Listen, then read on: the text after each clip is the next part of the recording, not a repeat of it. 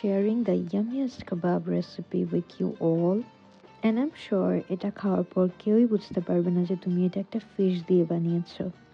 So first you have to take some coral fish and আমি এখানে দুইটা বড় বড় পিস কোরাল নিয়েছি আর আমি সাথে একটু আলু সেদ্ধ করব। সো দুইটা যেহেতু সেদ্ধ করবো একসাথে আমি সেদ্ধ করে নিচ্ছি। 5-10 মিনিট লাগবে এটা সেদ্ধ হতে, যেহেতু মাছ অনেক তাড়াতাড়ি সেদ্ধ হয়ে যায়। সো আমি এটাকে সুন্দর করে বোনটা আলাদা করে নিব মাছের থেকে। ফিশের মধ্যে কোনো বোন থাকবে না। আমি এখানে কোরাল মাছ দিয়ে করছি, আর কেউ চাইলে কাটা কম যে মাছগুলোতে থাকে ওগুলো দিয়ে করলেই ভালো, কারণ কাবাব আসলে অনেক বেশি কাটা থাকলে অনেক বেশি কষ্ট হয় কাবাব বানাতে। এই জন্য সামুদ্রিক মাছ বা বড় মাছ যেগুলোতে কাটা কম থাকে ওই মাছগুলো কাবাবের জন্য বেস্ট।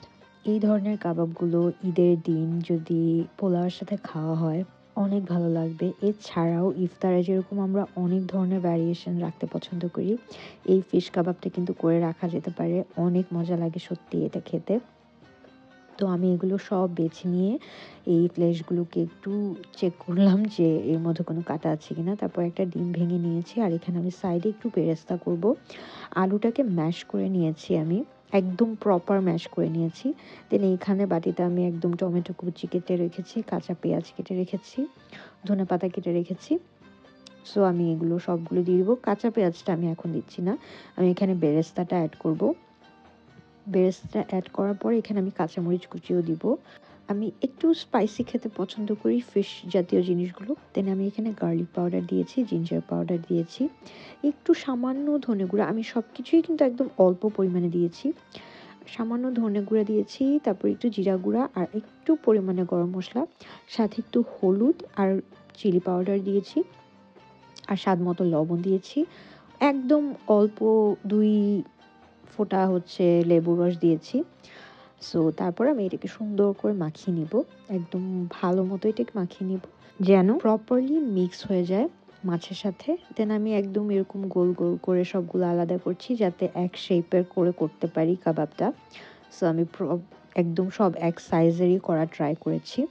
দেন আমি হাতটা সুন্দর করে ফ্রেশ ক্লিন করে এখানে একটু তেল মেখে নিয়েছি হাতে। এবার আমি কাবাবগুলোর শেপ দিব। সো কাবাবটা আমি এইভাবে শেপ দিয়ে নিব প্রত্যেকটা।